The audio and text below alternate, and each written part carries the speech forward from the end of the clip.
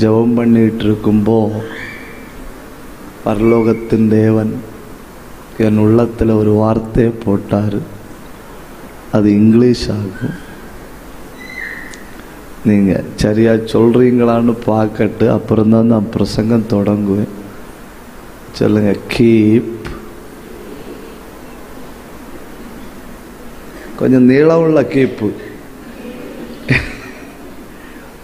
Keep on moving.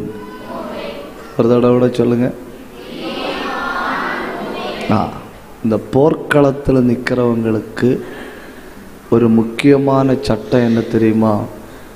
எதிராளி தன் கையில் துப்பாக்கி எடுத்துட்டான்னா இவங்க அப்புறம் அசைஞ்சிட்டே தான் இருக்கணும். என்ன செஞ்சுட்டு தான் இருக்கணும்? அசைஞ்சிட்டு தான் இருக்கணும். அவன் துப்பாக்கியில் இருக்கிற குண்டு முடிகிறது வரை என்ன செஞ்சிட்டு இருக்கணும்? அசைஞ்சிட்டு இருக்கணும். ஒரு அசைவும் இல்லாமல் இருக்கிறவர்களை குறிவைப்பது எளிது. குறிவைப்பது எளிது. என்ன வந்தாலும் படுத்து விடக்கூடாது. நான் நித்திரை பண்ணக்கூடாதுன்னு சொல்லலை, நித்திரை கண்டிப்பாக பண்ணணும்.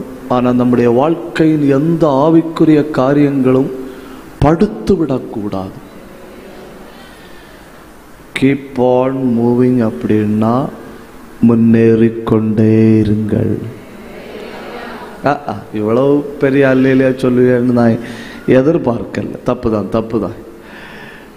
முன்னேறிக்கொண்டே இருங்கள். உங்களையும் ஒன்று சொல்ல முடியாது. காரணம், கடந்த 37 நாட்களாக அல்லேலியா சொல்லுகிறீர்கள். நாளைக்கு வர்றவரும் சும்மா விட மாட்டார்.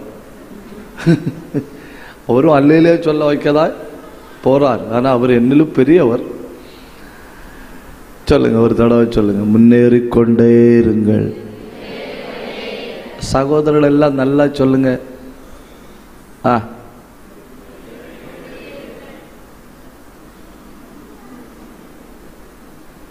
7:30 வந்திருந்தா எனக்கு எவ்வளவு நெய் எடுத்திருப்பணும்? கொஞ்சோண்டு நெய் இருக்கிறதுனாலே கொஞ்சம் லேட்டா வாரது, புளிஞ்சா வராது. நல்லா சந்தோஷமா சொல்லுங்க. முன்னேறிக்கொண்டே இருங்கள். சொல்றாங்க. இந்த சகோதரிகள் நீங்க போட்டிக்கே இல்லையோ, அவங்க பரவாயில்லைன்னு தோணுது. சரி, அதாக நான் பேச போறது முன்னேறிக்கொண்டே இருங்கள். இந்த தலைப்பு எனக்கு இன்னைக்கு தான் உற்பத்தி ஆச்சுன்னாலும், நான் ஒரு பெரிய பிரச்சனையில் அகப்பட்டு இந்த வாரம் அக்டோபர் ஆகும்போது 2 வருஷம் ஆகும். அந்த பெரிய பிரச்சனை நிறைய பேர் எனக்கு ஃபோன் பண்ணி சொன்னாங்க, கொஞ்சம் காலம் ஒதுங்கி இருங்க. அந்த பெரிய பிரச்சனைக்குள்ள கால் வச்சப்போ நான் ஆண்டவர்கிட்ட 2-3 காரியங்களை சொன்னேன். நான் ஆண்டவர்கிட்ட சொன்ன ஒன்று, இந்த பிரச்சனை நிமித்தம் நான் உம்முடைய ஊழியத்துக்கு ஒரு நாள் கூட ஓய்வு கொடுக்க கூடாது. இது பொறாமைன்னு சொல்லுவது. ஊழியத்துக்கு ஒரு நாள் கூட ஓய்வு கொடுக்க கூடாது. நான் முதல்ல நினைச்ச முதல் தீர்மானம். 2வது நான் எடுத்த தீர்மானம், என் ஜபத்தையும் வேத வாசிப்பையும் கூட்டணுமே தவிர குறைக்க கூடாது. Praise the Lord. இந்த 2 தீர்மானம் நான் உள்ளத்தில் எடுத்தது என்னை காப்பாற்றிட்டு. ஆமென். எனக்கு பாஸ்டர் செல்வின் அவர்களை மறக்க முடியாது. ஒரு நாள் நான் காலையில் எழும்பி உட்கார்ந்து எப்படா இந்த பிரச்சனை முடியும்னு சொல்லி யோசிச்சுட்டு இருக்கிறேன். நடந்து ஜெபம் பண்ணுவேன், ஓடி ஓடி ஜெபம் பண்ணுவேன். கிடைக்கிற நேரத்தில் உட்கார்ந்து பைபிள் எழுதுவேன். ஒரு நிமிஷம் கூட சாத்தானுக்கு கொடுக்கப்படாதுங்கிறதுல கவனமா இருக்கிறேன். உட்கார்ந்து அப்படியே யோசிச்சுட்டு இருக்கும்போ பாஸ்டர் ஐயா எனக்கு ஒரு ஃபோன் பண்ணார். ஃபோன் பண்ணி உங்களை பற்றி ஒரு தரிசனம் கண்டேன் அப்படின்னு சொன்னார். சொல்லிட்டு அந்த தரிசனத்தை சொன்னார். அப்போ எனக்கு புரிஞ்சு போச்சு, நான் வேதனைப்படுறேன்னு கர்த்தர் அநேகரோடு பேசுகிறார். கல்லடி மாமூடி யெகோவா சபையில் ஒரு சிஸ்டர் உண்டு, அவங்க பேர் சாந்தின்னு நினைக்கிறேன். அவங்களுக்கு என்னோட ஃபோன் நம்பர் கிடையாது. அவங்க யார்கிட்டையோ பாடுபட்டு எனக்கு ஃபோன் நம்பர் வாங்கி எனக்கு ஃபோன் பண்ணணும். பாஸ்டர், 3 நாளாக நான் ஒரே தரிசனம் கண்டுட்டு இருக்கிறேன். உங்கள் ஃபோட்டோவும் அந்த ஃபோட்டோவில் கண்ணீர் அஞ்சலி அப்படின்னு எழுதியிருக்கிற மாதிரி நான் கண்டுட்டு இருக்கிறேன். நான் உபவாசத்தில் இருக்கிறேன். உங்கள்கிட்ட சொல்லக்கூடாதுன்னு நினச்சி நான் ஜெபம் பண்ணிட்டு இருந்தேன். சொல்லியே ஆகணுங்கிறதுனால சொல்கிறேன். நான் இப்படி தரிசனம் கண்டு வெட்டி ஜெபம் பண்ணினேன். தூத்துக்குடியில் மவுண்ட் சர்ச்சில் பிரசங்கம் பண்ண போய் பிரசங்கத்தை முடிச்சுட்டு இருக்கும்போ ஒரு சகோதரி என்கிட்ட சொல்கிறாங்க, 1 மினிட் உங்கள்கிட்ட பேசலாமா பாஸ்டர்? நான் பேசுங்கன்னு சொன்னேன். அவங்க சொல்லிச்சுனும் 20 நாட்கள் கர்த்தர் உங்களுக்காக ஜெபம் பண்ணும்படி என்னோட தரிசனத்தில் பேசினார்.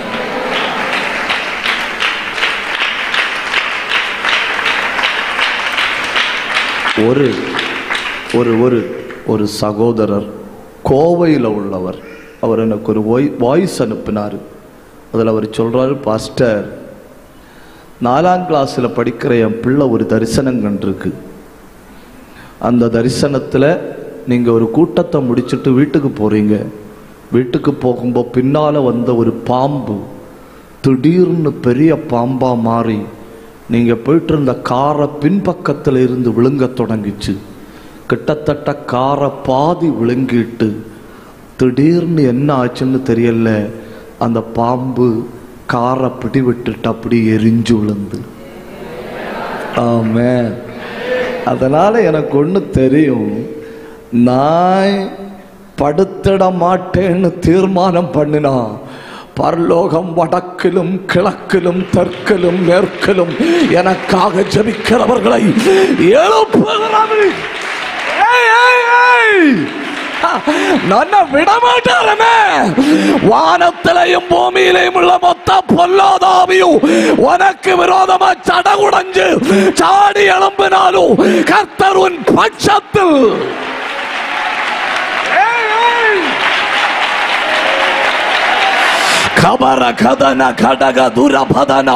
ஒரு ஸ்தோத்திரத்துக்கு பவர் என்னன்னு உங்களுக்கு தெரியாது. கிருபை உள்ள தேவ பிள்ளை வாயை திறந்து பேசுற ஒரு அந்நிய பாஷைக்கு பவர் என்னன்னு உனக்கு தெரியாது. அது ஆட்டம் பாம்பை விட பயங்கரமாகும், வெடிக்கும். ராகல கந்தல் கமத்தன பிரௌடம துரபரபரபரமா ரெந்தல் கந்தர கத்தரபரமா. கண்ணை மூடி கையை தட்டி பற்றி பிடிங்க. இன்னைக்கு உனக்கு ஒரு தரிசனம் வருது. இன்னைக்கு உனக்கு ஒரு திட்டம் வருது. இன்னைக்கு உனக்கு ஒரு வெளிப்பாடு வருது. இன்னைக்கு உனக்கு ஒரு விடுதலை வருது. இந்த உபவாச ஜபத்தின் 37வது ராத்திரி கோடாலிய கையை நீட்டி எடுத்த மறுபடியும் வெட்டு.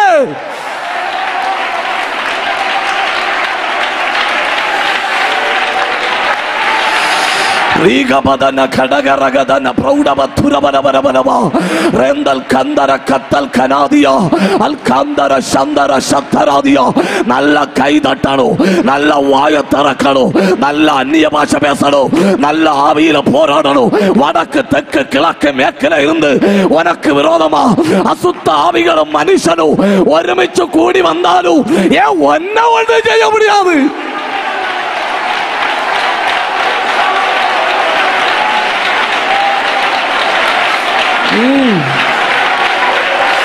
அந்நிய பாஷை மட்டும் பேசுங்க, அந்நிய பாஷை மட்டும் பேசுங்க. இந்த ராத்திரி பலமான ஒரு அபிஷேகம். உடகடகடகனா அந்தல் கடகடகனா அத்துர கந்தல் கவத்தனா ரெந்தல் கடகனா உடவ துரபலவா ரேலந்தர சந்தாரா.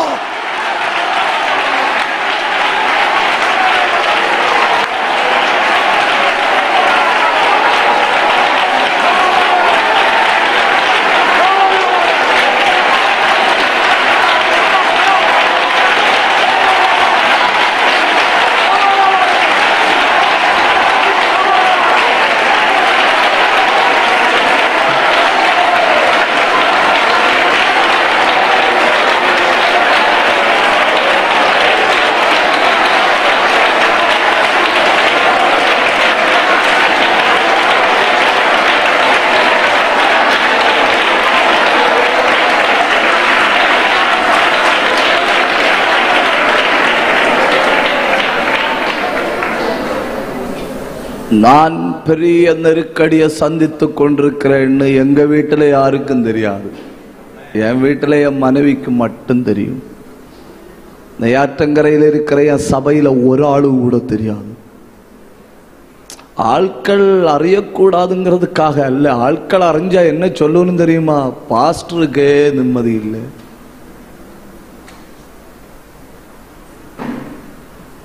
என் வீட்டில் தெரியல, என் சர்ச்சில் தெரியல.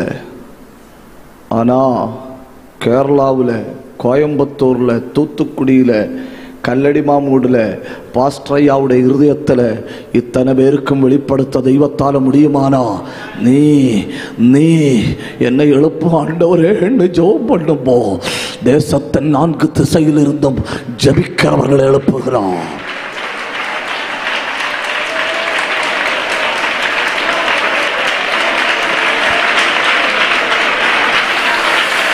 நீங்க இந்த கூடாரத்தில் வந்து உட்கார்ந்து எனக்காக ஆண்டவரே என்னை காப்பாற்றுன்னு சொல்லும்போ ஜெபிப்பது நீங்க மட்டும் இல்ல, பூமியின் 4 திசையில இருந்தும் கர்த்தர் அநேகருக்கு காரியத்தை வெளிப்படுத்தி இருக்கிறோம்.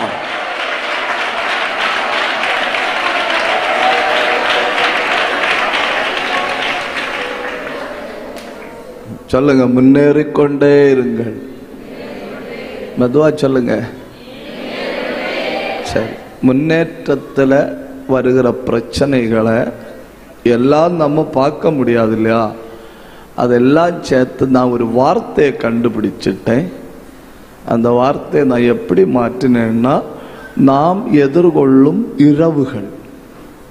நாம் எதிர்கொள்ளும் இரவுகள். அந்த நாம் எதிர்கொள்ளும் இரவுகள் ஒரு 8-10 சொல்லும்போ அதற்குள்ளே நம்ம முன்னேறணும் அப்படிங்கிறது எல்லாமே அதுக்குள்ள வந்து விடும். நீங்க முதல்ல கொஞ்சம் காரியம் எழுதிக்கிடணுன்னு, அப்புறம் தான் நான் பேச தொடங்க முடியும். ஆதியாகமத்தின் புஸ்தகம் 28ஆம் அதிகாரம் 10 முதல் 12 வரை.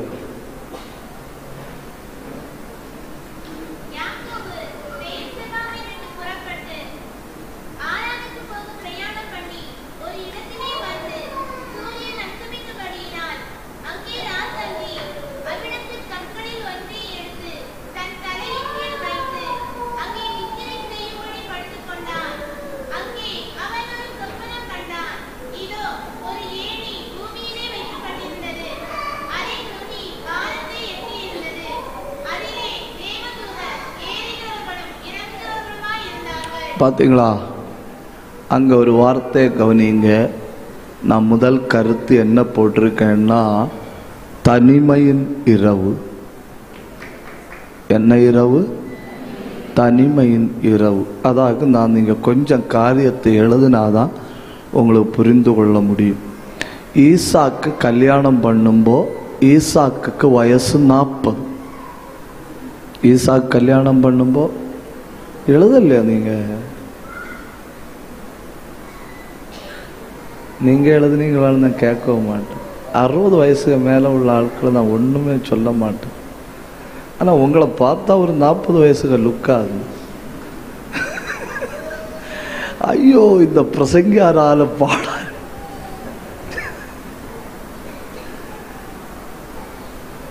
ஈசாக்கு கல்யாணம் பண்ணும்போது ஈசாக்கு வயசு எத்தனை? 40. ஆனா ஈசாக்குக்கு பிள்ளைகள் பிறக்கும்போது ஈசாக்குக்கு வயசு 60. பிள்ளைகள் பிறக்கும்போது ஈசாக்கு வயசு 60. ஈசாக்கு ஏசாவை கூப்பிட்டு நீ சமைத்து கொண்டு வா, நான் உன்னை ஆசீர்வதிக்கணும்னு சொல்றார் இல்லையா? அப்போ ஈசாக்குக்கு வயசு 137. எத்தனை வயசு? 137 வயசு. நான் ஒரு கேள்வி கேட்பேன், சரியா பதில் சொல்ற ஆளுக்கு இந்த பேனாவை தருவேன். உண்மையிலே தருவேன். ஈசாக்கு ஏசாவை ஆசீர்வதிக்க கூப்பிடும்போ ஈசாக்குக்கு 137 வயசுன்னா அப்போ யாக்கோபுக்கு எத்தனை வயசு?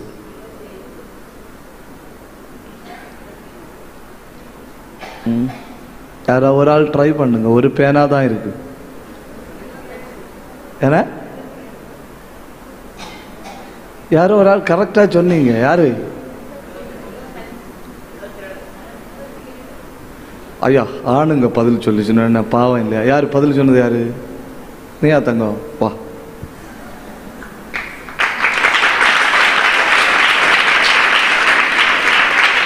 அப்போ சூப்பர்.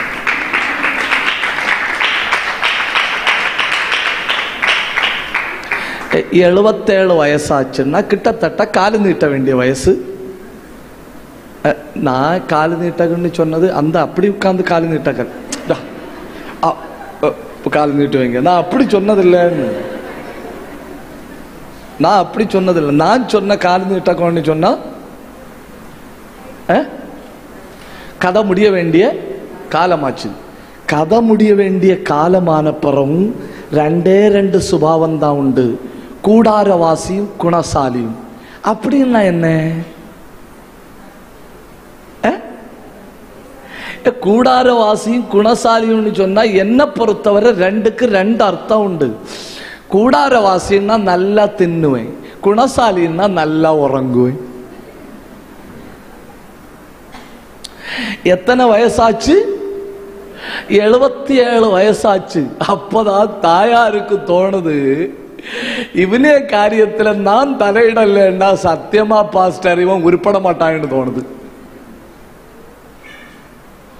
நம்மாட்டி பிடிக்க தெரியாது, ரெண்டு வரவுகிற தெரியாது. தாயார் அந்த பக்கம் போய் ஒரு பொருள் வாங்கிட்டு வான்னு சொன்னா தெரியாது. அவனுக்கு லைஃப் மொத்தம் அந்த 100 மீட்டருக்குள்ள. எப்போ கூப்பிட்டாலும் I am here mummy. How old are you? 77. வயசு எத்தனை ஆச்சு? 77 வயசாச்சு. 77 வயசாம்ப ஈசாக்கு எத்தனை வயசு? 137 வயசான தகப்பன் சொல்றாரு, நான் சாப்பிட்டுட்டு உன்னை ஆசீர்வதிக்க போறேன். அப்பவே ஈசாக்கு என்ன தெரியாது? கண்ணு தெரியாது. 137 வயசுல கண்ணு தெரியாது. மரிக்கும் எத்தனை வயசு தெரியுமா? எத்தனை வயசானா நமக்கு என்ன பாஸ்டர், நீங்க பேசுங்க. ஓகே, இனி பேனாவும் இல்லை. அவர் எங்க பேனா உண்டா? எடுத்துட்டு வாருங்க. கேள்வி. 137 வயசுல குமாரனை ஆசீர்வதிச்சு 180 வயசுல இறந்து போனவர் கண்ணு காண முடியாம, ஆண்கள் பதில் சொன்னா உறுதியா பேனா தருவேன், நீங்க பதில் சொன்னா ஜோம் பண்ணி பார்த்துட்டு தரலனா. 137 வயசுல கண்ணு தெரியாம போனவர் 180 வயசுல சாகிறாருன்னா கண்ணு தெரியாம எத்தனை வருஷம் வாழ்ந்திருக்கிறார்?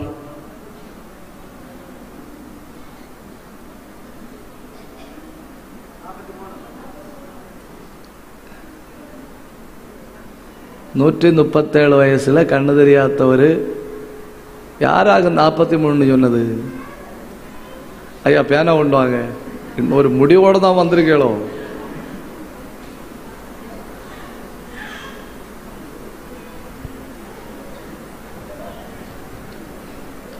$43 சொன்னது யாரு? ஐயா வாங்க.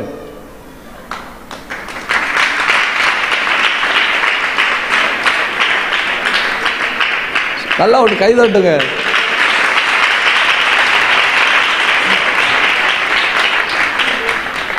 நீங்க அந்த பரிசு பெற்ற 2 பேர், இனி அவங்களை கலாய்க்கிறேன், பேனா கொடுத்தாச்சு இல்லையா? பரிசு பெற்ற 2 பேரையும் பார்த்தீங்களா? 2 பேருக்கும் முடியல.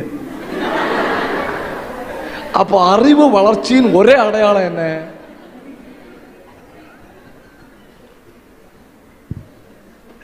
ஒரு அல்லையிலே சொல்லுங்க.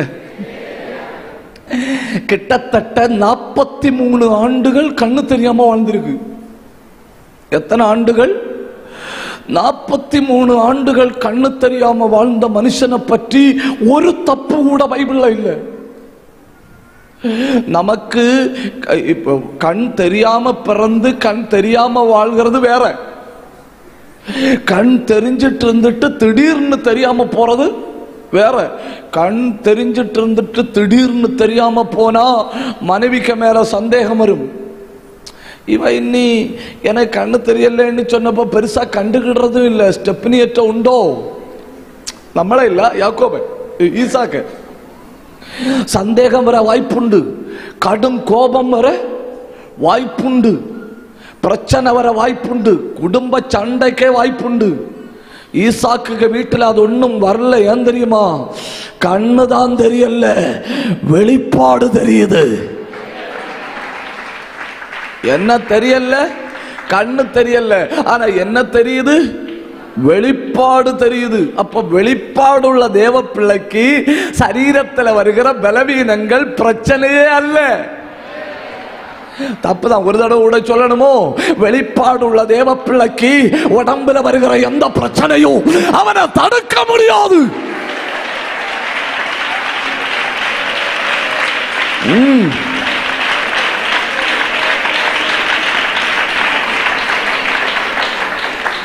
நான் இதை பேசும்போது ஒருவேளை உங்களுக்கு ஒரு சந்தேகம் வரலாம். பாஸ்டர், ஒரு சந்தேகம்.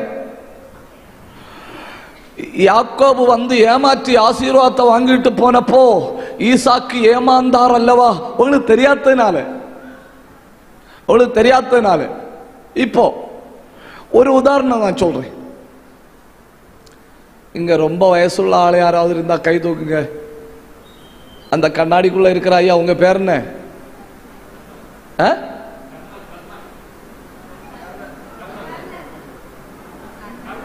கர்சன், கர்ணன்,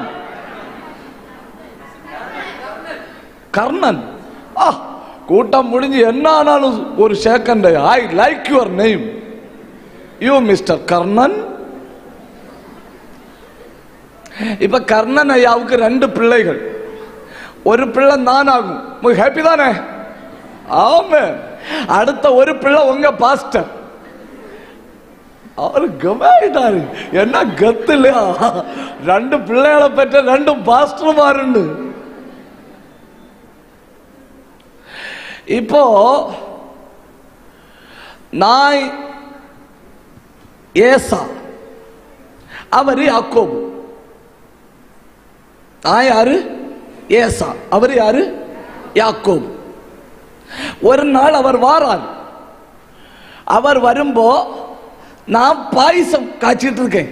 அவரு பாயசம் கேட்டாரு. நான் சொன்னேன், சேஷ்ட புத்திர பாகத்தை தந்தா பாயசம் தாரேன்.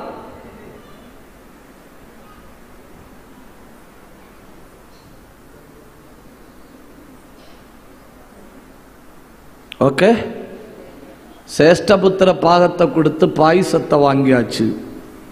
இனி நாங்க 2 பேரும் என்ன பண்ணணும்? ஈசா கிட்ட போய் சொல்லணும். இனி சேஷ்டபுத்திர பாகத்தை பிரிச்சு கொடுக்கறதுக்குன்னு சொல்லி ஒரு நாள் வைக்க வேண்டாம். அது நான் ஏற்கனவே வாங்கிட்டேன். கொடுத்தவன் தகப்பன்கிட்ட போய் என்ன சொல்லணும்? சேஷ்டபுத்திர பாகத்துக்கு எனக்கும் உரிமை இல்லை. வாங்கினவன் என்ன சொல்லணும்? அப்பா, சேஷ்டபுத்திர பாகத்தை தான் வாங்கியாச்சு. வாங்கினவன் உள்ளுக்குள்ள புதைச்சிட்டான். இப்ப அது சொல்ல தேவை இல்லை. கொடுத்தவன் என்ன நினைச்சான் தெரியுமா? என்ன ஆனாலும் ஆண்டவரே இதை பற்றி டாடியோடு சொல்லாதிரும்.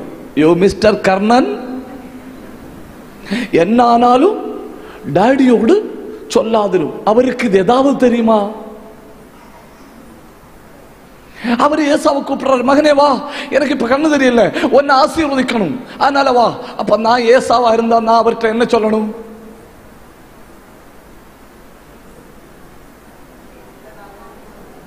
ஐயோ, இவ்வளவு கஷ்டம்னு நான் எதிர்பார்க்கல.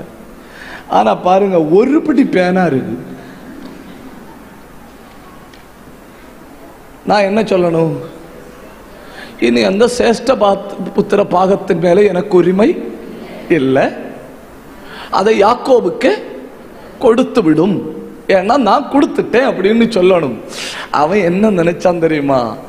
பாயசமும் கிடைச்சு இனி எதுவும் கிடைக்க போகுது. ஆனா இவங்க பாயசம் காட்டினதும் சேஷ்டபுத்திர பாகத்தை விற்றதும் கண்டுட்டு நின்னது யார் தெரியுமா? ரெபேக்கா. மகனே, ஏற்கனவே ஒரு தடவை விற்றதா அவன் மறுபடியும் வாங்க போறான். புரியலையோ? இப்ப சொல்லுங்க, தப்பு யாக்கோவுக்கு மேலே ஏசாவுக்கு மேலையா? ஏசா. யாக்கோவுக்கு மேல எந்த தப்பும் இல்லை. அவன் 15-20 வயசுல அதை வாங்கினாய். இப்ப அவனுக்கு கிடைக்காம வரும் அப்படின்னு வந்ததுனால அவன் மறுபடியும் போய் சரி ஓகே பாஸ்டர், அவன் மறுபடியும் போய் அதை வாங்குறான். அப்படின்னா நான் இனி கேட்கறேன், நீங்க கவனிக்கணும். பெத்தேல்ல படுத்து கிடக்கும்போ யாக்கோபுக்கு எத்தனை வயசு?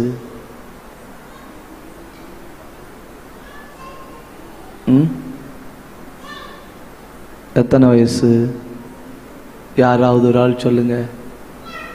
என்ன கஷ்டம் இல்லையா? அந்த கொஸ்டினுக்கு இனி பேனா தர மாட்டேன். அந்த கொஸ்டினுக்கு ஏற்கனவே பேனா கொடுத்தாச்சு. தன்னந்தனியா பெத்தேல்ல படுத்து கிடக்கும்போ இவனுக்கு வயசு 77.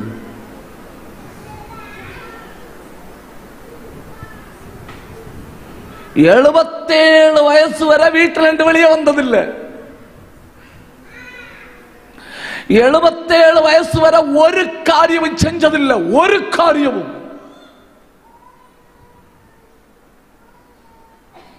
பகல மொத்தம் தகப்பன் ஈசாக்க சுற்றி சுற்றி சுற்றி சுற்றி நடக்கிறது. ராத்திரி ஆனா ரெபேக்காளை கட்டி பிடிச்சிட்டு படுக்கிறது. மம்மி சொல்லுது, மகனே உனக்கு 77 வயசாக நீ ஒதுங்கி ஒற்றை கிடக்கணும். கர்த்தர் பார்த்தாரு, மகனே உன்னை நான் என்ன பண்ண, ஒரு வழிதான் உண்டு, அடிச்சு கலைச்சு விட்டாரு.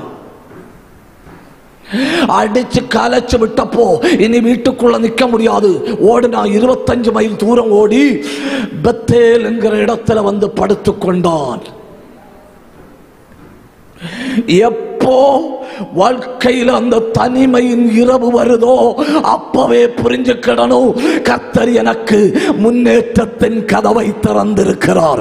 கையை தட்டி கையை தட்டி கையை தட்டி 10 பேர் வெறுக்கும்போ, 5 பேர் தள்ளும்போ, 4 பேர் ஒதுக்கும்போ, 3 பேர் கைவிடும்போ, 2 பேர் மோசமா பேசும்போ, கூட இருந்த கடைசி ஆளும் தள்ளும்போ, அந்த தனிமை கர்த்தரே உனக்கு வைத்தது.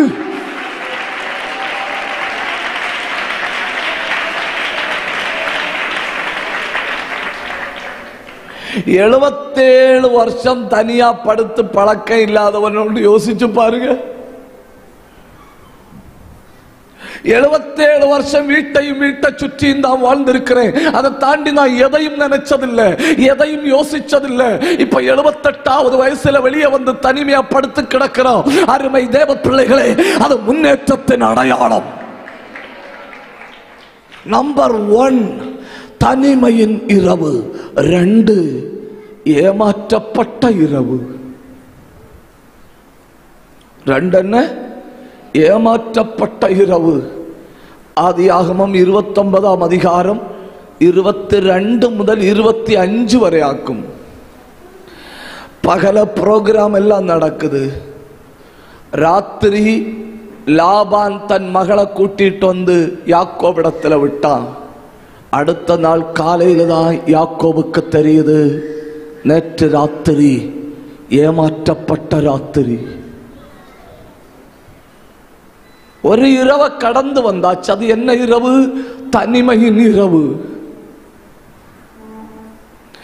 என் வீட்டில் இருந்து 25 மைல் அந்த பக்கத்துல ஒரு தனிமையான இடத்துல, யாரும் இல்லாத இடத்துல அந்த இரவை நான் சந்தித்தேன். அது தனிமையின் இரவு.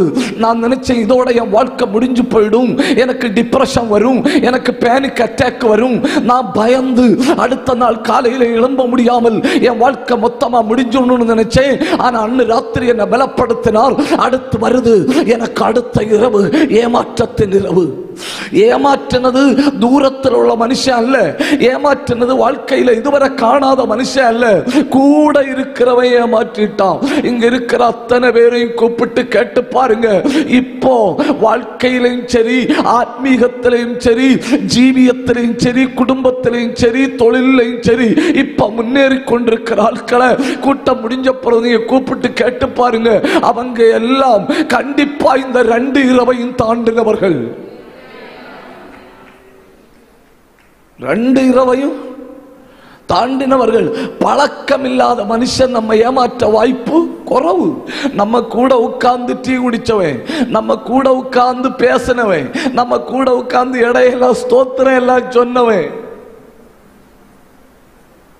ஒரே பிளேட்ல சாப்பிட்டு ஒரே பாயில படுத்தவர்கள் தான் ஏமாற்றுவதற்கு வாய்ப்பு அதிகம். ஒரு ஆள் உதாரணத்தை சொல்றேனே, ஒரு ஆள் உங்கள்கிட்ட போன் 10 லட்சம் ரூபாய் கடன் வாங்கிட்டு, 10 லட்சம் ரொம்ப ஓவரா இருக்கு, கம்மியா போடுங்க பாஸ்டர்னு சொன்னா 5 லட்சம். ஒரு ஆள் உங்கள்கிட்ட 5 லட்சம் கடன் வாங்கிட்டு இத்தனாம் தேதி தாரேன்னு சொல்லிட்டு அத்தனாம் தேதி வரை நீங்க போனே பண்ணாம இருந்துட்டு தல்லான்னு சொன்ன அன்னைக்கு நீங்க கூப்பிடும்போ அந்த போன் சுவிட்ச் ஆஃப் இல்ல கால் அட்டன் பண்ணலனாலோ உடனே நீங்க புரிஞ்சுக்கிடணும், அந்த ஆள் வாங்கும் பொழுதே ஏமாற்றணும்னு திட்டம் போட்டுதான் வாங்கியிருக்கு. நம்ம தான் சகோதரன், நண்பன், கூட்டுக்காரன் சரியான நேரத்தில் தருவாயின்னு நினைச்சு நம்ம ஏமாந்து இருக்கிறோம். அவன் வாங்கினப்போ என்னதான் பிளான் பண்ணி இருக்கான், அன்னைக்கு அன்னையில இருந்து சுவிட்ச் ஆஃப் இல்லைன்னா வேற ஒரு சிம்மு.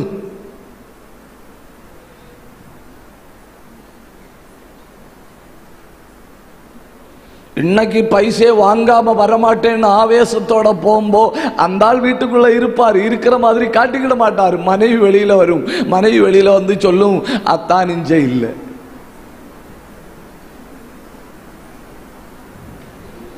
முறைச்சு பாக்குறீங்க இல்லையா? நான் நம்மளை பற்றி சொன்னாதானே நீங்க முறைக்கிறதுல ஒரு அர்த்தம் உண்டு.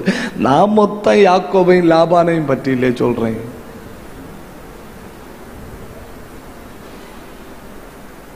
ஏமாந்ததே இல்லை, என்ன யாரும் ஏமாத்தின அப்படி இல்லை. ஒவ்வொரு ஆளை தனியா கூப்பிட்டு கேட்டு பாருங்க, கேட்டு பாருங்க. நீங்க எல்லாருக்கும் ஒரு ஏமாற்றத்தின் இரவு இருந்தது. ஆனா ஏமாற்றின அத்தனை பேரும் நம்ம நம்பினவங்களா தான் இருக்கும். ஒரு உதாரணம் சொல்லித்தாரேன். என்னோட சர்ச்சில் ஒரு விசுவாசி, என் சர்ச்சில் இப்ப லைன்ல கேட்டுட்டு தான் இருக்கும், வேணா 2 பிரைஸ்தரோடும் போடுவோம். அவங்களுக்கு வீடு வைக்க ஒரு லோன் எடுத்தணும். அந்த லோன் எடுத்த காசை அவங்க வீட்டுல வச்சிருக்க அவங்களுக்கு பயம். என்ன ஓலை வீடு வீட்டுல வைக்கிற பயத்தினால அவங்க என்கிட்ட சொல்லணும், பாஸ்டர் இந்த காசை நீங்க கொண்டு வச்சிருப்பீங்களா,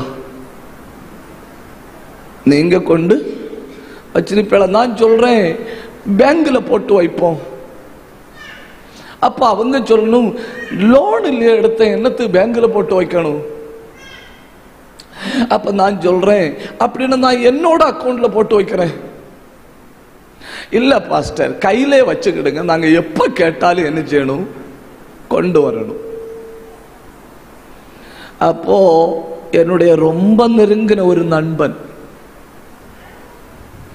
நாங்க சேர்ந்து ஒரு மீட்டிங்கு போகும்போது நான் அவர்கிட்ட இப்படி சொல்லிட்டே போறேன், சம்பவத்தை அப்படி சொல்லிட்டே போறேன். நான் சொல்லும்போ சொன்னேன், அவங்க வீடு வைக்கும்போ நான் தான் ஒரு ஆளையும் கொண்டு விட்டு எல்லா இதுவும் பண்ணி நான் தான் முன்ன நின்று வைக்கணும் அப்படின்னு எல்லாம் சொல்லிட்டு போறேன். மறுநாள் காலையில் எனக்கு ஃபோன் பண்றாரு, இந்த ஒரு வாரத்துக்கு அந்த காசு தேவைப்படாது இல்லையா? நான் சொன்னேன், இந்த ஒரு வாரத்துக்கு தேவைப்பட வாய்ப்பு இல்லை. அடுத்து சொல்றாரு, எனக்கு ஒரு அர்ஜென்ட், சும்மா வீட்டில் தானே காசு இருக்கு, போட்டாலும் பேங்க்ல தானே போட்டு வைக்கணும், என் கையில தாங்க 15 நாள்ல தாரேன், 15 நாள்ல தாரேன். சரின்னு சொல்லி கொடுத்துட்டேன். நான் கேட்கல. ஏன் நான் கேட்கலன்னா, எனக்கு எப்ப கேட்டா போதும்? விசுவாசி வீடு வேலை தொடங்கும்போ கேட்டா போதும். 2 மாசம் தாண்டி ஒரு வியாழக்கிழமை காலையில் எனக்கு ஃபோன் வருது, பாஸ்டர் திங்கக்கிழமை ஃபவுண்டேஷன் வெட்டுவோம், திங்கக்கிழமை ஃபவுண்டேஷன் வெட்டுவோம். பாஸ்டர் அங்கங்கேயா ஊழியத்துக்கு போகிறதுனால பாஸ்டர் ஜோம் பண்ணி தொடங்கி வச்சுட்டு காசை தந்துட்டு போங்க.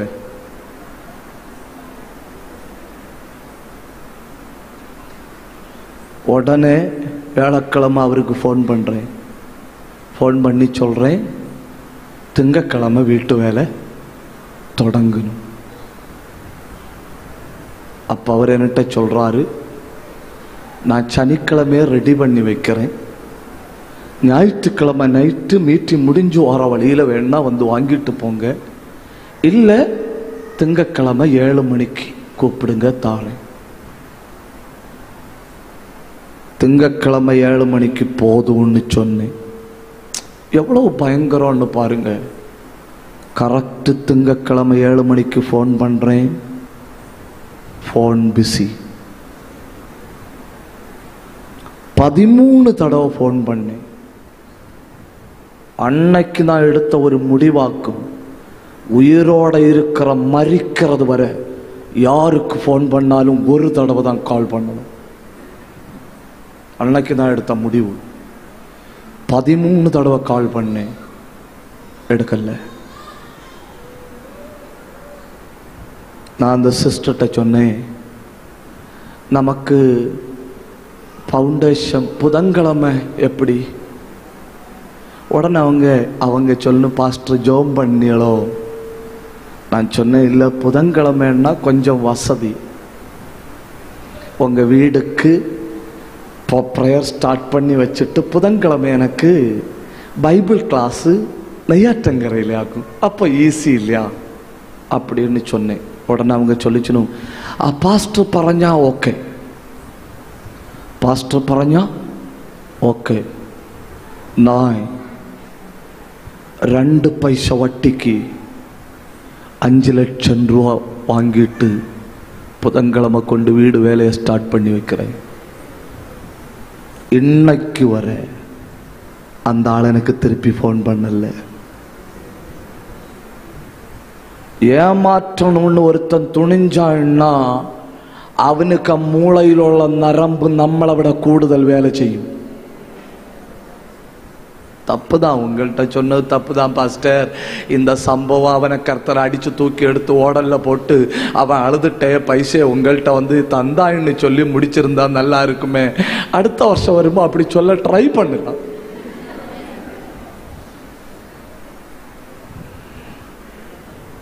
இங்க இருக்கிற அத்தனை பேரும், அதாவது நான் பிரசங்கம் பண்ற நான் உட்பட அத்தனை பேரும் ஏமாற்றத்தின் ஒரு இரவு வழியாய் போய்தான் இருப்பீர்கள்.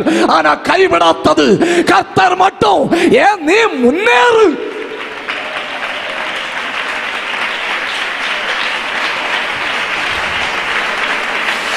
அப்போ நீ ஆவிக்குரிய பயணத்தில் மேற்கொண்டு முன்னேறாதபடி முதல்ல உன்னை தடுத்தது தனிமை என்கிற இரவு. அதை நீ உடைச்சிட்டு முன்னேறினியோ, இப்ப அடுத்து வருது 2வது பிரச்சனை, ஏமாற்றம் என்கிற இரவு. உன்னை கர்த்தர் ரட்சித்தது உண்மையானோ அதுலயும் நீ தாண்டாசனமாகி சொல்றாரு, நான் உன்னோட இருக்கிறேன். கையை தட்டணும், கையை தட்டணும், கையை தட்டணும். நீ மிகுந்த நெருக்கடியில போகும்போ உனக்கு ஒரு தரிசனம் வரும்.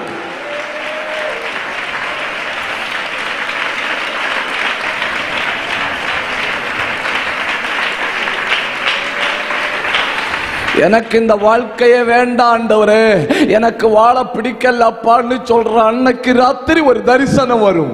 ஆண்டவரே எனக்கு நெருக்கடியா இருக்கு, எனக்கு எப்படி சமாளிக்கன்னு தெரியல. அன்னைக்கு ராத்திரி ஒரு தரிசனம் வரும். ஆண்டவரே எனக்கு பெரிய பிரச்சனையா இருக்கு, அடுத்த காலை எப்படி வைக்கன்னு தெரியல. அன்னைக்கு ராத்திரி ஒரு தரிசனம் வரும். ஹல்லேலூயா. இங்க இருக்கிற பாதி பேர் உயிரோடு இருக்க காரணம் எடுத்த மருந்து அல்ல, கண்ட தரிசனம். என் கை தட்டி எடுத்த மருந்து அல்ல, கண்ட தரிசனம். எடுத்த உணவு அல்ல, கண்ட தரிசனம். ரக்கத்தரபா ரியத்தரபரபா அந்தல் கவரப சத்தரா. கண்ண மூடி கை தட்டி பட்டி புடி ரிமா ரகதனா பத ரகதனா ரெந்தல் கனாதனா. இந்த 40 நாள் ஜெபத்துக்கு இடையில வச்சு எத்தனை தடவை பேசினார் இல்லையா, எத்தனை தடவை தரிசனம் தந்தார் இல்லையா. நீ கேட்ட ஆண்டவரே எனக்கு மட்டும் இந்த நோய் ஏன், அப்போ உன்கிட்ட பேசினார் இல்லையா. ஆண்டவரே எனக்கு மட்டும் இந்த பிரச்சனை ஏன், அன்னைக்கு தரிசனமானார் இல்லையா. உடாரா பத்தாரா. ஜெபிக்காத ஒருவனுக்கு கர்த்தர் தரிசனமானார்னா ஜெபிக்கிற நமக்கு எத்தனை அதிகம். 2 நிமிஷம் கை தட்டுங்க, வாயை திறந்த ஆவியில போராடுங்க. ரகத்தரபலமா ரியந்தரப சத்தரபா.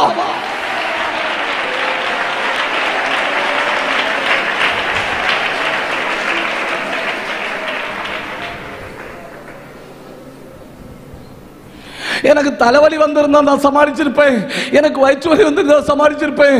சரி, மருந்தெடுத்தா சுகமாகிற ஒரு நோய் வந்தா கூட நான் சமாளிச்சிருப்பேன். தேசத்தில் அவமானப்படுற அளவுல, மற்றவங்க முன்ன தலை காட்ட முடியாத அளவுல இப்படி ஒரு நோய் எனக்கு ஏன் வந்தது ஆண்டவரே நீ மனசுக்குள்ள நினைச்ச அன்னைக்கு உனக்கு தரிசனமானார். அப்போ ஒன்னாவது முன்னேறிக் கொண்டிருக்கிறவன் சந்தித்த இரவு என்பது தனிமையின் இரவு. கழிஞ்ச 77 வருஷம் நான் வீட்டை விட்டு மாறி நின்றதே இல்லை பாஸ்டர்.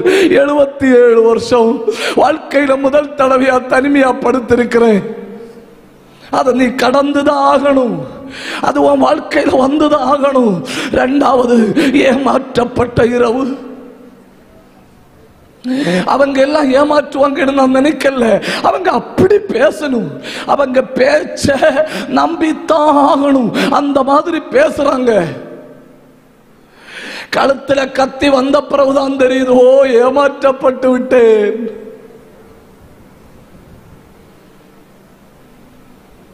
இரண்டாவது இரவு ஏமாற்றத்தின் இரவு. 3வது தரிசனத்தின் இரவு.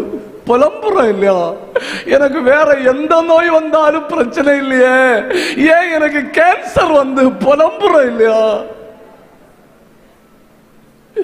எனக்கு என்ன நடந்திருந்தாலும் பிரச்சனை இல்லை, ஏன் என் பிள்ளைக்கு இப்படி ஆயிட்டு புலம்புறோம் இல்லையா. வளர்ச்சியும் மாற்றங்களும் குடும்பத்தில் தெரியலையே, நெருக்கடி மட்டும்தானே அதிகமாகுது. அப்படி இருந்த ஜபத்துக்கு வாரனே புலம்புறோம் இல்லையா. உன் புலம்பல்கள் என்னவா மாறு தெரியுமா, அன்னைக்கு இரவு நீ தரிசனம் காண்பாய்.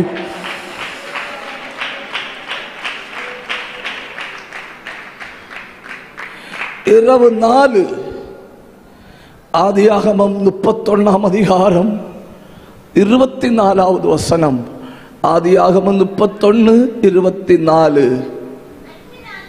அன்று ராத்திரி தேவன் சீரியா தேசத்தானாகிய லாபானுக்கு சொப்பனத்தில் தோன்றி, நீ யாக்கோப நீ தொட்டேன்னு வை, நான் ஒன்ன தொடுவேன்.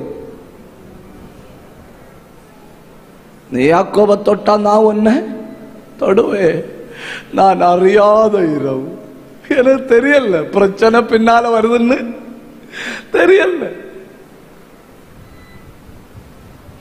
போன் கையில இருந்திருந்தா கூட பக்கத்து வீட்டில் இருந்த ஆட்கள் போன் பண்ணி சொல்லி இருப்பனு, யாக்கோபே வேகமா போ, லாபான் கிளம்புனான்னு போன் பண்ணியாவது சொல்லி இருப்பனு. நான் அறியவே இல்லை. எனக்கு தெரியாது இப்படி எல்லாம் வருது. என் பின்னால சத்துரு எனக்கு பின்னால வந்துட்டு இருக்கிறான், கொல்லாம விடமாட்டேன்னு உறுதிமொழி எடுத்துட்டு வந்துட்டு இருக்கிறான், ஆயுதங்களோட வந்துட்டு இருக்கிறான். யாக்கோப வழியில வச்சு கொல்லுவேன், கொன்னுட்டு என் பிள்ளைகளையும் என் பேர பிள்ளைகளையும் நான் பத்திரமா பிடிச்சு வீட்டுக்கு கொண்டு போவேன்னு சொல்லி தீர்மானத்தோட வந்துட்டு இருக்கிறது யாக்கோவுக்கு தெரியல. சில நேரம் உண்மைதான் இல்லையா, எப்படி தப்புனோன்னு நமக்கு தெரியல. இன்னைக்கு வர நமக்கு தெரியல என்ன நடந்துன்னு, அப்புறம் தான் தெரியுது. கர்த்தர் லாபான்கிட்ட வந்து பேசியிருக்கு, லாபானே அவன் ஏன் பிள்ளை, அவன் வெறும் யாக்கோபு இல்ல, அவன் இஸ்ரவேல் என்கிற ராஜ்யம். நீ அவனை தொட்டா உன்னை யாரும் ஏன்னு கேட்க மாட்டணும். ஏன்னா இப்போதைக்கு அவன் அந்நியனும் பரதேசியும். ஆனா நான் ஒண்ணு சொல்றேன், நீ அவனை டச் பண்ணினா அடுத்து நீ பார்க்க போறது என் கை. லாபாம் பயந்துட்டான். ஓ, நான் இவனுக்கு பஞ்சாயத்துல கூட பிடி இல்லைன்னு நினைச்சேன், இவனுக்கு அங்க சுப்ரீம் கோர்ட்ல இல்லையா பிடி.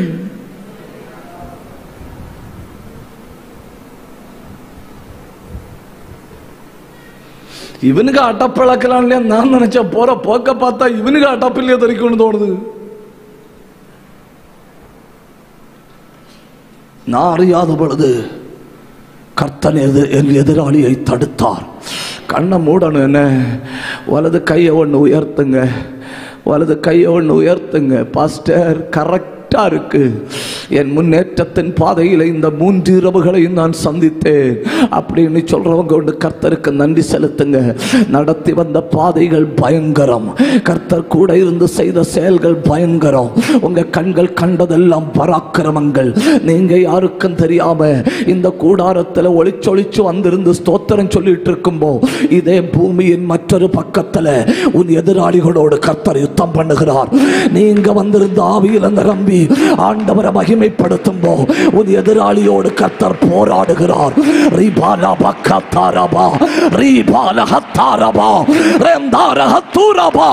கர்த்தரால மௌனமா இருக்க முடியல, தூதனை அனுப்பி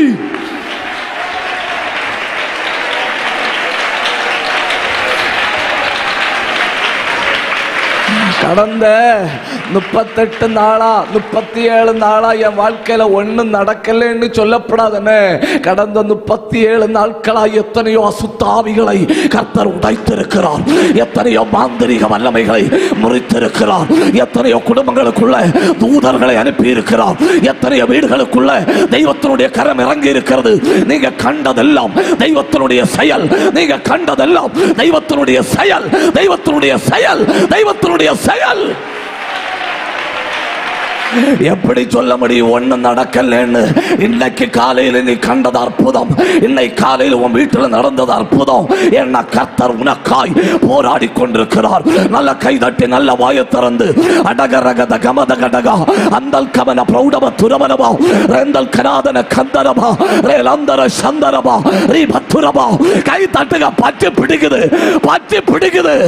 ஏய் ஏய் ஏய், உன் எதிராளிய கர்த்தர் தூதன் அனுப்பி தடுக்கிறாரு. ஜெபிக்கிற என் பிள்ளைய தொடாத, கிருபை பெற்ற என் பிள்ளைய தொடாத.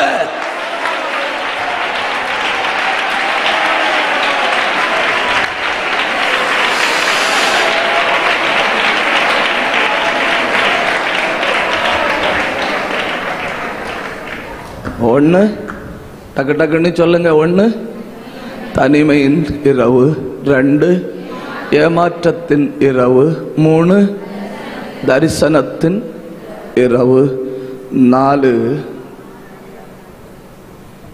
3 தான் சொன்னா 4 சொன்னா 4 சொல்லியாச்சா? என்ன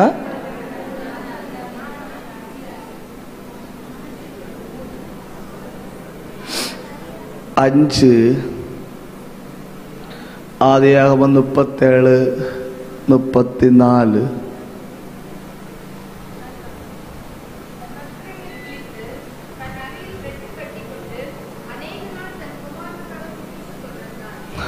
இழந்து போன இரவு. எப்பவுமே நான் எதை ரொம்ப விரும்பி நேசிக்கிறேனோ அதை முதல்ல தூக்குறாரு. நான் சொல்லல, யாக்கோபு சொல்றாரு. நான் ராகேல ரொம்ப நேசிச்சேன், அவளை முதல்ல தூக்குனாரு. அப்புறம் நான் யோசேப்பை ரொம்ப நேசிச்சேன், அவனை முதல்ல தூக்குனாரு.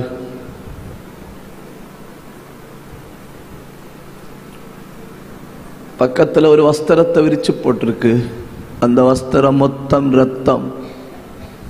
ஆண்டவரே, யோசேப்பை தந்துட்டு என்ன எடுத்திருக்கலாம் இல்லையா? அவன் தரிசனம் உள்ள பிள்ளை, அவன் ஜெபிக்கிற பிள்ளை. அவனுக்கு 17 வயசானாலும் நான் சோர்ந்து போகும்போ அவன் என்கிட்ட வந்து சொல்லுவான், டாடி அப்படி இல்லை, கர்த்தர் உண்மை உள்ளவர். அப்படி ஒரு பிள்ளை இந்த உலகத்துல பார்க்கவே முடியாது பாஸ்டர். யோசேப்பு எனக்கு மற்ற 10 பிள்ளைகளுக்கு சமம். 10 பிள்ளைகளுக்கு சமம்னு சொல்ல முடியாது, மற்ற 10 விட இவன் அதிகம். அவ்வளவு கிருபை, அவ்வளவு தரிசனம். ரொம்ப சின்ன வயசுல இருந்தே வீட்டுக்குள்ள ஒரு வியாதி வரப்போகுதுன்னா அவனுக்கு வெளிப்படும். வீட்டுக்கு ஏதாவது பிரச்சனை வரப்போகுதுன்னா அவனுக்கு வெளிப்படும். ஏதாவது நெருக்கடி வரப்போகுதுன்னா கர்த்தர் முதல்ல அவன்கிட்ட பேசுவாரு. அவன் காலையில் எழும்பி சொல்லுவான், அந்த வாரத்தில் அது நடக்கும். சில தரிசனங்கள் அவன் கண்டு சொல்லும்போது நாங்க ஜோம் பண்ணி இருக்கோம், அப்படி நடந்திருக்கு. அப்ப இவன் பயங்கரமா வருவான், இவன் தெய்வ நாமத்துக்கா பயன்படுவான், இவன் பிரயோஜனம் உள்ள பாத்திரம் அப்படின்னு யாக்கோபு தன் மனசுல கோட்டை கட்டி கட்டி வச்சிருக்கும் போ திடீர்னு ஒரு வஸ்திரம் முன்ன வந்து விழுது. அதை காட்டிட்டு கேட்கணும், சும்மா சிம்பிளா கேட்கணும், இது யோசேப்புக்கு துணிதானான்னு. 40 நாள் நான் தூங்கல. 40 நாள் நீ ஏன் தூங்கல? எனக்கு பிரியமானவனை இழந்து போனேன். எது எனக்கு ரொம்ப பிரயோஜனமா இருக்கும்? இந்த பிள்ளை கண்டிப்பா என் வீட்டை கட்டும், இந்த பிள்ளை கண்டிப்பா ஜெபிக்கும், இந்த பிள்ளை கண்டிப்பா பயங்கரமா வரும், என் பிள்ளைக்கு பேரால எனக்கு புகழ் வரும்னு நான் நினைச்சனோ, அந்த பிள்ளைய ஒரு காட்டு மிருகம் அடிச்சுட்டு போச்சு. நீர் என் வீட்டுக்கு கூட இல்லையாப்பா, என் பிள்ளைக்கு கூட நீர் இருந்திருந்தா காட்டு மிருகம் என் பிள்ளைய தொட்டிருக்காதையே. காட்டு மிருகம் நீ பெற்று போட்ட மற்ற 10 எண்ணமாகும்.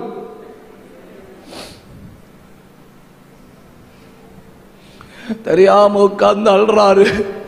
என்ன சொன்னாலும் இந்த ஆறுதலைய மாட்டேன்னு சொல்லிட்டாரு.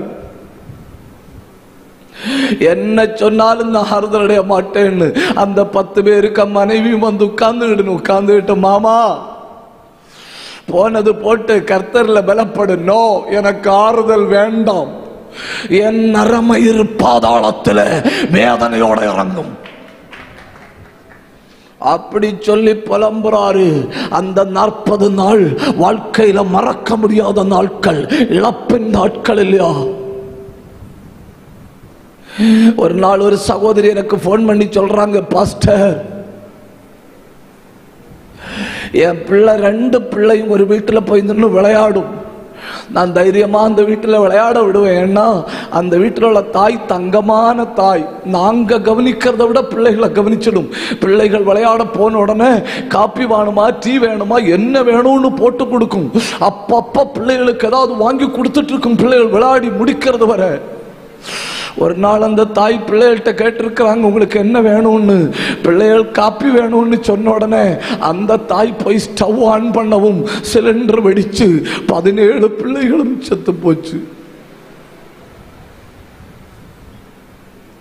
ஏன் கர்த்தர் எனக்கு ஒரு பிள்ளைய தந்துட்டு இன்னொரு பிள்ளைய எடுக்கலாம் இல்லையா? இல்ல என் பிள்ளைகளுக்கு சடலத்தையாவது எனக்கு காட்டி தந்து, இதுதான் ஓ பிள்ளை, இந்த 2 தான் ஓ பிள்ளையோட சடலம், அதை கொண்டு போய் ஓ வீட்டுல அடக்கம் பண்ணுன்னு சொல்ல முடியலையா பாஸ்டர்? 2 கறிக்கட்ட துண்டுல எடுத்து கையில தந்தனும். 10-15 நாள் தாண்டி இல்லையா போலீஸ்காரங்க வந்து சொல்லணும், அந்த கல்லறைய தோண்டணும், நீங்க அடக்கம் பண்ண பிள்ளை வேற. நான் சொன்னேன் தர முடியாது, என் பிள்ளைன்னு நினைச்சு நான் அடக்கம் பண்ணிட்டேன். இன்னொரு தடவை அந்த பிள்ளையுடைய உடம்ப நான் யோசிக்க கூட விரும்பல. முடியுமா உங்களால முடியுமா இதை எதிர்கொள்ள? உங்களால எதிர்கொள்ள முடியுமாங்கிறத விடுங்க, யோசிக்க முடியுதா? நம்ம உடனே என்ன யோசிச்சிருப்போம்? இன்னும் நான் சாவேன்னு இல்லை யோசிச்சிருப்போம், இல்லைன்னா கர்த்தர் வேண்டாம் கிருபையும் வேண்டாம் இல்லை யோசிச்சிருப்போம். அப்படி ஒரு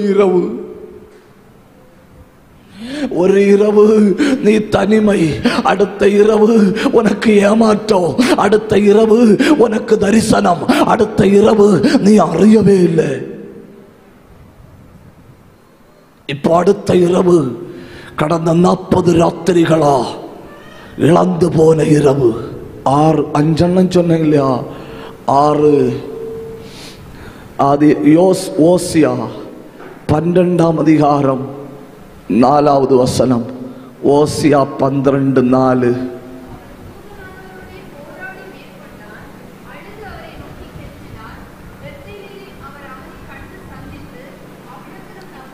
இதா போட்டிருக்கு பார்த்தீங்களா? அடுத்த இரவு போராட்டத்தின் இரவு. A night full of war. எல்லாத்தையும் அந்த பக்கத்தில் விட்டுட்டேன். பார்த்தீங்களா?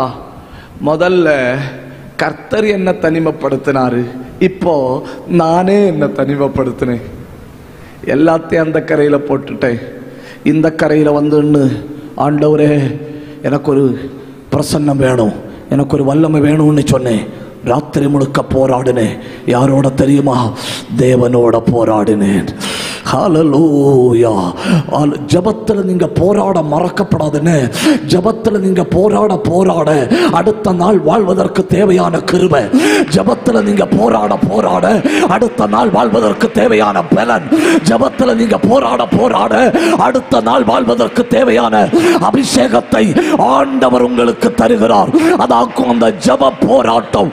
ஜபத்தில் சோர்வில்லை, ஜபத்தில் பலவீனம் இல்லை, ஜபத்தில் போராட்டம் மட்டும்தான் உண்டு.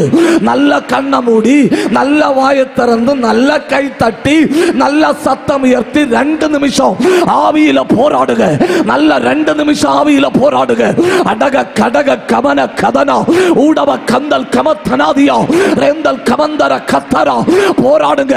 இந்த ராத்திரி உங்க போராட்டம் பரலோகத்தை அசைக்கணும். நீ போடுற சத்தத்தில் தேவன் இறங்கி வரணும். நீ இடுற கூக்குரல்ல கற்பவதிய போல கூப்பிடு, கற்பவதிய போல கூப்பிடு. பிள்ளை பிறக பலமே பலமில்லாத கற்பவதிய போல கூப்பிடு.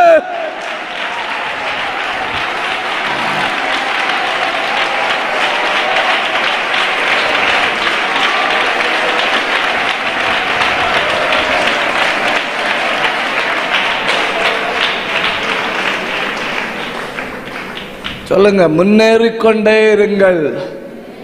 மதுவா சொல்லுங்க. சூரச்சடிக்கம் நலல்ல, சூரச்சடிக்க தளல்ல எலியா படுத்து கிடந்த பொழுது கர்த்தர் என்ன சொன்னாரு? நீ அப்படியே படுன்னா சொன்னாரு. நல்ல சாப்பாடு தாரே, முன்னேறிக்கொண்டே இரு, முன்னேறிக்கொண்டே இரு. ஹல்லேலூயா. வாழ்க்கையில சூரச்செடி வரும், ஆனா நீ படுத்து விடக்கூடாது. வாழ்க்கையில பிரச்சனை வரும், நீ படுத்து விடக்கூடாது. வாழ்க்கையில நோய்கள் வரும், நீ படுத்து விடக்கூடாது. Keep on moving. அடுத்த காலமை, அடுத்த காலமை கிருபை இறங்குது, அடுத்த காலமை அபிஷேகம் இறங்குது, அடுத்த காலமை கர்த்தர் கையை பிடிக்கிறாரு.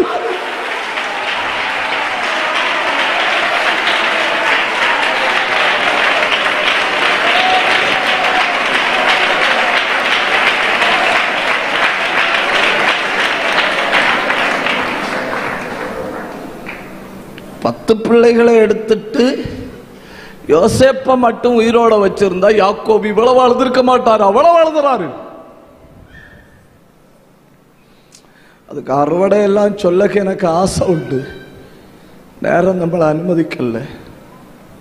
எனக்கு ஆசை உண்டு. சாகாத்த பிணத்துக்காக 40 நாள் அழுததுனால என்ன கிடைச்சது அப்படின்னு எனக்கு சொல்ல விருப்பம் உண்டு. சாகாத்த பணத்துக்கு தானே 40 நாள் அழுதா இல்லையா? பையன் எங்க இருக்கிறான், அவன் சாகல்ல, ஆனா எத்தனை நாள் அழுது இருக்கிறான்? நான் ஒரு கேள்வி கேட்கிறேன். பைபிள்ல மிக அதிக துக்கம் கொண்டாடப்பட்டது யாருக்காக?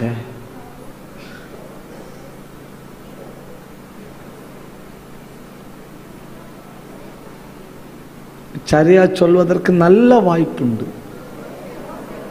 யோசேப்புகா, மோசேகா, என்ன குமாரர்களா?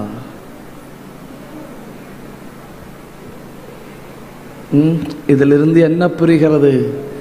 நாங்க பைபிள் பக்கம் எல்லாம் ரொம்ப போறதில்லை பாஸ்டர். பைபிள்ல ரொம்ப துக்கம் கொண்டாடப்பட்டது யாருக்காக? என கேட்கல. யாரோ யாக்கோபுன்னு சொன்னாங்க. பேனா ஒன்றும் தரமாட்டேன், ஏன்னா பிரசங்கத்துக்கு தலைப்பே அதுதானே.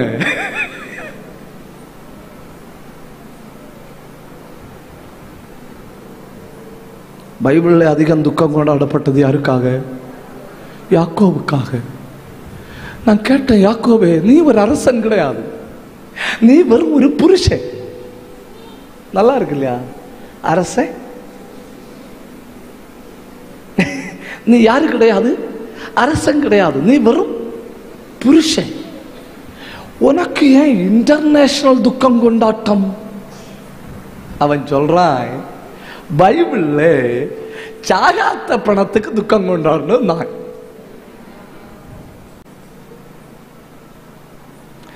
சாகாத்த பணத்துக்கு நான் துக்கம் கொண்டாடுறதுனால கர்த்தர் எனக்கு பணத்தை விமரிசையா துக்கம் கொண்டாடினாரு. ஐயோ ஐயோ, ஒரு இதுல சிரிக்கிறீங்களான்னு பார்க்கட்டு. இதுல சிரிச்சாதான் 10 நிமிஷம் எடுக்கிறது தோணும், இல்லைன்னா முடிக்க தோணும். ஒரு பேப்பர்ல ஒரு ஆளுக்கு போட்டோ போட்டு இந்த ஆள் இறந்து போனார் என்கிறதை வருத்தத்துடன் தெரிவித்துக் கொள்ளுகிறோன்னு போட்டிருந்து, அந்த ஆள் பத்திரிக்கை ஆபீஸு போன் பண்றாரு. நான் உங்க கண்ணீர் அஞ்சலி வாசிச்சேன், அதுல இன்ன இடத்துல போட்டோயும் போட்டு இன்னார் செத்து போனார்னு போட்டிருக்கு. உடனே பத்திரிக்காரங்க சொல்லணும், ஆமா சார், சோகம், பாவம், செத்துட்டாரு. உடனே அந்த ஆள் சொல்றாரு, செத்த நான் தான் பேசுறேன், செத்த நான் தான் பேசுறேன், நாளைக்கு மரியாதையா வருத்தம் தெரிவிக்கணும்னு. மறுநாள் இதே போட்டோ வருத்தம் தெரிவிச்சிருக்கு. நேற்றைக்கு நாங்கள் இறந்து போனார் என்று சொன்னவர் இன்னும் சாகவில்லை என்பதை வருத்தத்துடன் தெரிவித்துக் கொள்ளுகிறோம்.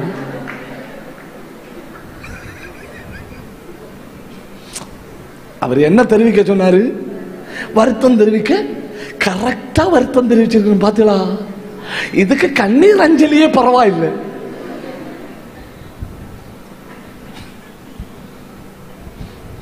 யாக்கோபுக்கு துக்கம் கொண்டாடல் நடந்த 3 இடங்கள். 1, பார்வோனுடைய அந்த கோசேன் நாட்டில் பயங்கரமான துக்கம் கொண்டாடல். அப்புறம் ராஜ மரியாதையோட பணத்தை தூக்கிட்டு வரணும், மினிஸ்டர், மந்திரிகள் எல்லாம் தூக்கிட்டு வரணும். ஒரு எல்லையில் வந்தா அடுத்தவங்க கானானுக்குள்ள கால் வைக்க போகணும். அந்த எல்லை, அந்த களம், அந்த களத்தில் வந்தப்போ ஒரு பயங்கரமா துக்கம் கொண்டாடிச்சினும் நாடே கிடுங்கி போச்சு. எடுத்து வாசிச்சு பாருங்க, உங்க பைபிள் அப்படி இருக்கான்னு பாருங்க. ம்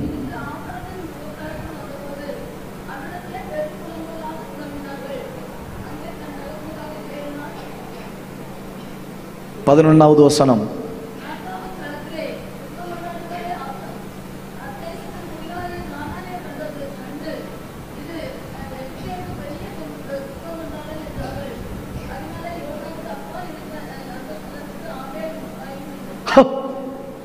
பாத்தீங்களா?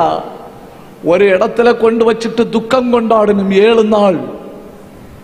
அந்த துக்கம் கொண்டாடுதலை கண்ட ஆட்கள் சொல்லணும், எகிப்துல இப்படி ஒரு துக்கம் கொண்டாடுதல் இதுவரை நடந்ததில்லை.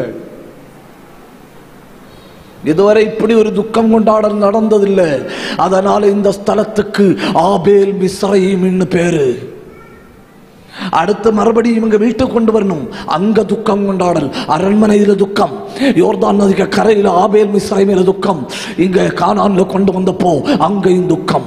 3 இடங்கள்ல துக்கம் கொண்டாடி இருக்கணும்.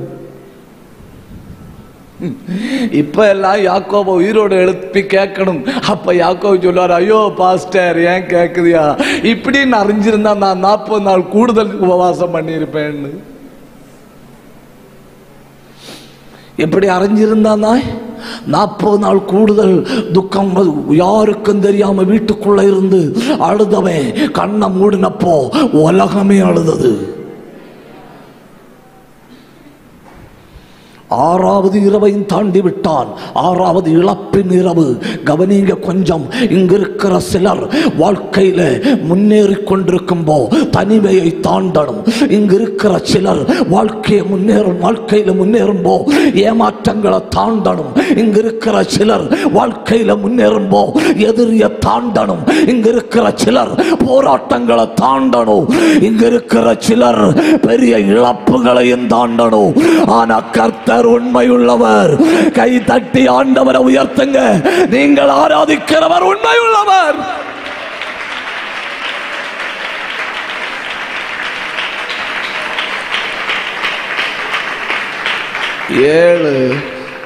ஏழு ஆதியாகமம் 46:2-3.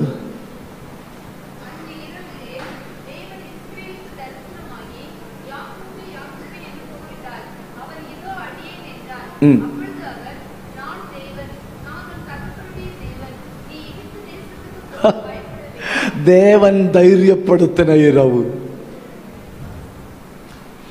தேவன் தைரியப்படுத்தின இரவு. அவர் சொல்றாரு, நான் உன் தகப்பனுக்கு தேவன், நீ பயப்படாத, நீ போற இடத்துக்கு நானும் உன்னோடு வருவேன். இதுக்கு சொன்னாலே எவ்வளவு பயங்கரமா இருக்கு இல்லையா? நீ எகிப்துக்கு போ, பயப்பட வேண்டாம், நான் இப்ப இஸ்ரவேல்ல இருக்கிறேன். நீ இஸ்ரவேல்ல இருந்து எகிப்துக்கு போகும்போ யாக்கோபே போறது நீ மட்டும் இல்ல, பரலோகத்தை விட்டு இறங்கி நானும் உன் கூட வருவேன். நானும் உன் கூட வருவேன். நீ போகிற இடமெல்லாம் நான் உன்னோடு கூட வருவேன்.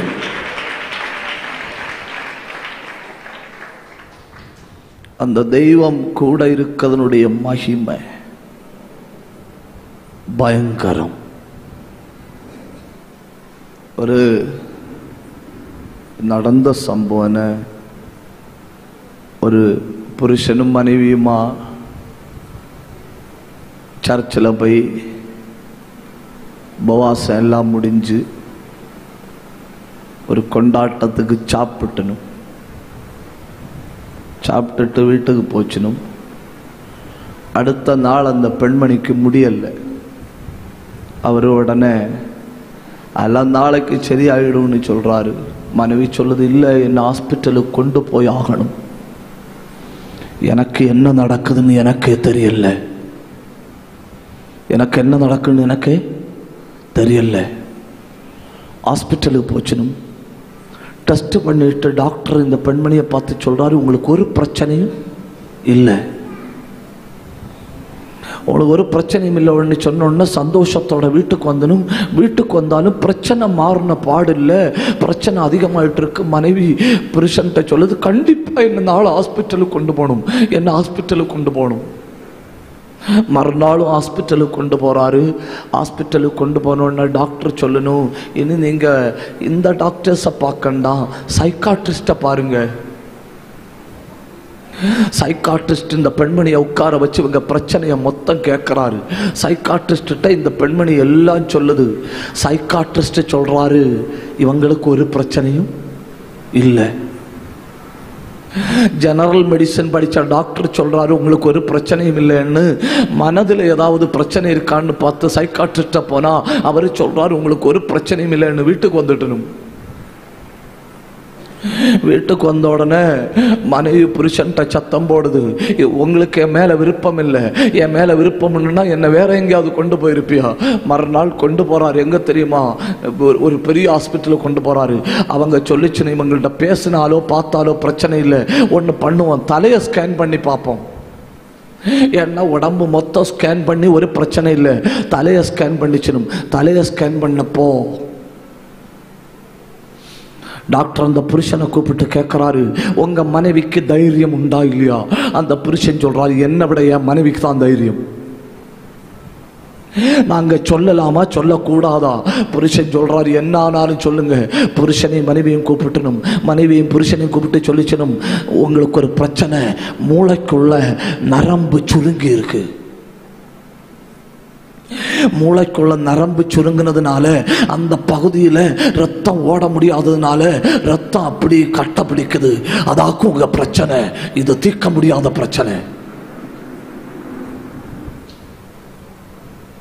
புருஷன் அப்பப்ப மனைவியை பார்க்கிறாரு, மனைவி ரொம்ப ஹாப்பியா இருக்கு.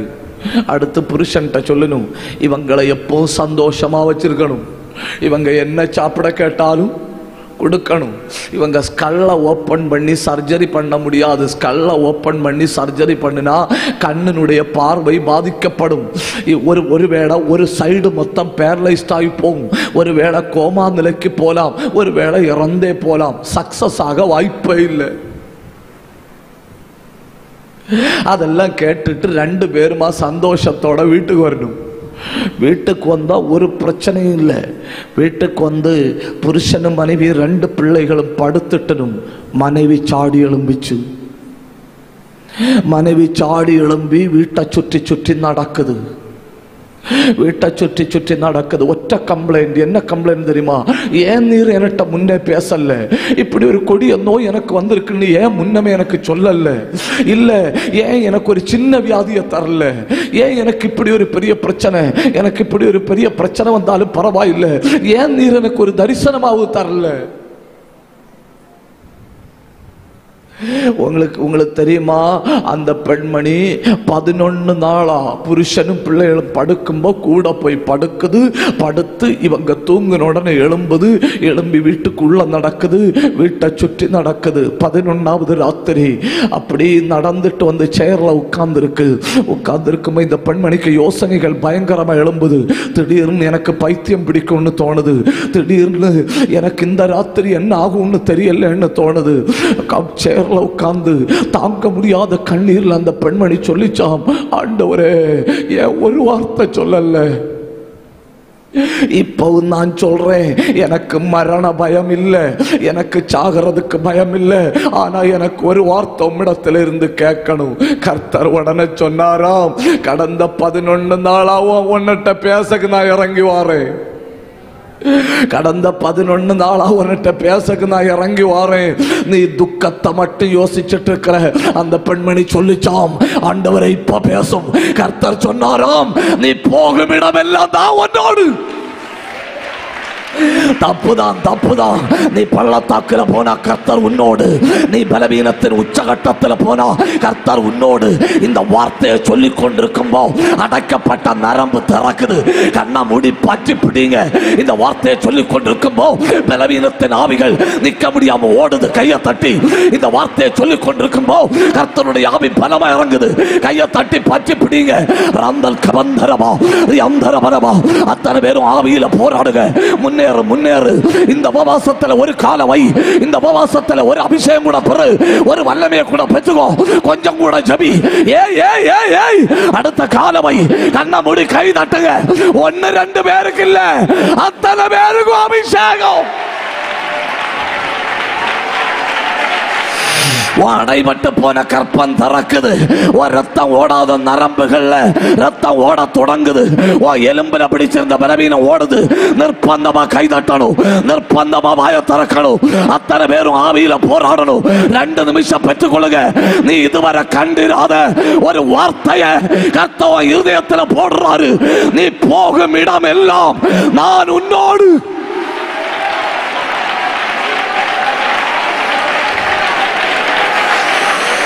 வியாதியா அடுத்த கால வைங்க, பலவீனமா அடுத்த கால வைங்க, தனிமையா அடுத்த கால வைங்க, ஏமாற்றமா அடுத்த கால வைங்க, போராட்டமா அடுத்த கால வைங்க. இந்த உலகத்தில் வர எதுவும் உங்க முன்னேற்றத்தை தடுக்க கூடாது. கையை தட்டி முன்னேறி கொண்டிரு, ஏன் முன்னேறி கொண்டிரு. அதற்கு தேவையான ஒரு அபிஷேகம். அந்த கமன கடகதன ரேந்தல் கமனா 77 வயசுல தெரிஞ்செடுத்து 97 வயசுல ஒரு பெரிய அதிபதியாய் மாற்ற தெய்வத்தால முடியுமானா அடுத்த 50 வருஷத்துல சம்பாதிக்க முடியாத ஒற்றை வருஷத்துல உனக்கு தர கர்த்தரால முடியும். ஏன்னா அவர் யாக்கோபின் தேவன்.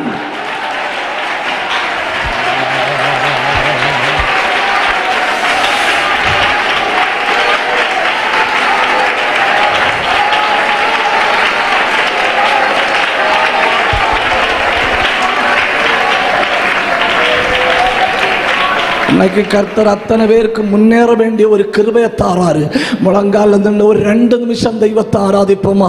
அத்தனை பேரும் முழங்கால் படிடணும். என்ன நல்ல வாயை திறந்து ஆவியில போராட போறோம். சோர்ந்து போனவர்கள் இங்க இருக்கலாம், ஏமாற்றப்பட்டவர்கள் இங்க இருக்கலாம், தனிமைப்பட்டவர்கள் இங்க இருக்கலாம், வாழ்க்கை மொத்தம் போராட்டம் அப்படிங்கிறவங்க இருக்கலாம், எல்லாரும் என்ன ஒதுக்கி விட்டார்கள் அப்படிங்கிறவங்க இருக்கலாம். ஆனா கர்த்தர் என்ன பண்ண போற தெரியுமா? முன்னேறுவதற்கு தேவையான ஒரு அபிஷேகத்தை உங்க உள்ள போட போறாரு. அதை தாண்டி ஏற போறீங்க, அடுத்து அதை தாண்டி முன்னேற போறீங்க. அதை தாண்டுகிறாய், அந்த ஏமாற்றத்தை தாண்டுகிறாய்.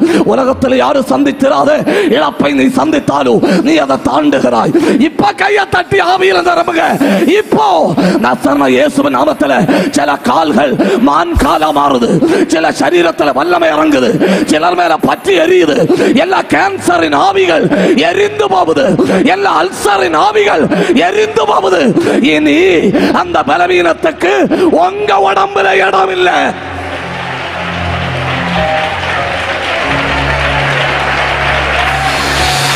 ரிகமதன கடக ரகதன பிரௌட பந்தர அல்காந்தர கந்தர கத்தல் கபந்தர உடந்தர பிரௌடப துரபலபலபலப ரேல அந்த ரீகத்தரபலப கண்ணம் உடனே கை தட்டணும், வாயை திறக்கணும், ஆவியில போராடணும். பற்றி பிடிக்குதுன்னு சபை முன்னேற போகுது, எல்லா குடும்பம் முன்னேற போகுது.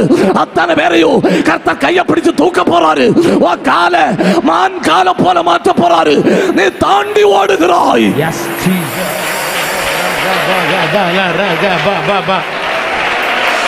ஜபிங்க, ஒரு நிமிஷம் கை தட்டி ஜபிங்க, வாயை திறந்து போராடுங்க. நம்பினவன் ஏமாற்றினானா அதுல நிக்காத முன்னேறிப்போ.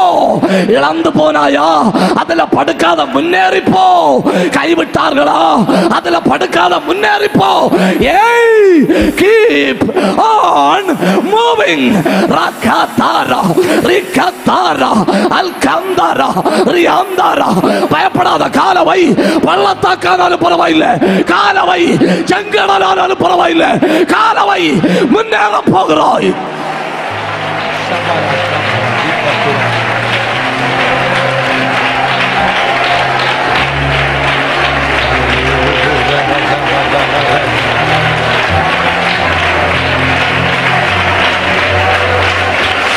கொஞ்சம் சத்தத்தை உயர்த்துங்க. முன்னேறுவதற்கு தேவையான அபிஷேகத்தை இப்ப சிலருக்கு போடுறாரு. முன்னேறுவதற்கு தேவையான பலன் இப்ப சிலருக்குள்ள வருது. இனி அந்த தனிமையை யோசிக்காதுங்க, இனி அந்த ஏமாற்றத்தை யோசிக்காதுங்க, இனி அந்த இழப்பை யோசிக்காதுங்க. இனி காலை வச்சுட்டே இரு, காலை வச்சுட்டே இரு. அவர் உன் கால்களை மான் கால்களை போலாக்கி உன்னதங்களில் உன்னை நடக்க பண்ணுகிறார். உம்மாலே ஒரு அப்படி உம்மாலே ஒரு சேனைக்குள் பாய்வேன். பிடிக்குது பிடிக்குது பற்றி பிடிக்குது. பயங்கர அபிஷேகம், என் பயங்கர அபிஷேகம். என் தேவனாலே ஒரு மதுளை தாண்டுவேன். எல்லார் மேல ஒரு கிருபை வந்து விழுது, எல்லார் மேல ஒரு அபிஷேகம் வந்து விழுது. ஓ எலும்புல அபிஷேகம், ஓ கையில அபிஷேகம், ஓ கால்ல அபிஷேகம். தடுக்காத, பிடிக்குது. Catch fire. பாபா கத்தாரா ரீபா கத்தாரா ரியாத்தாரபா.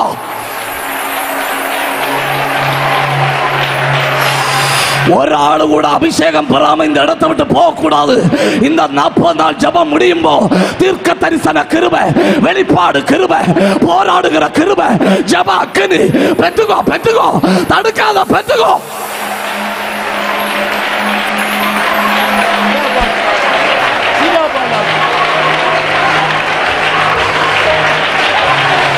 ஆவியில போராடுங்க, ஆவியில போராடுங்க.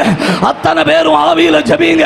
ரிகதன கமகதன கடக துரபரபரபரபா ரெந்தல் கமந்தரா. ஜெப ஆவி வருது, வருது. போராடுகிற அபிஷேகம் வருது. ஏமாற்றப்பட்டவர்கள் கர்த்தர் கையை தூக்கி விடுறாரு. இனி அதை யோசிக்காத. அடுத்த காலவை உனக்கு பாக்கு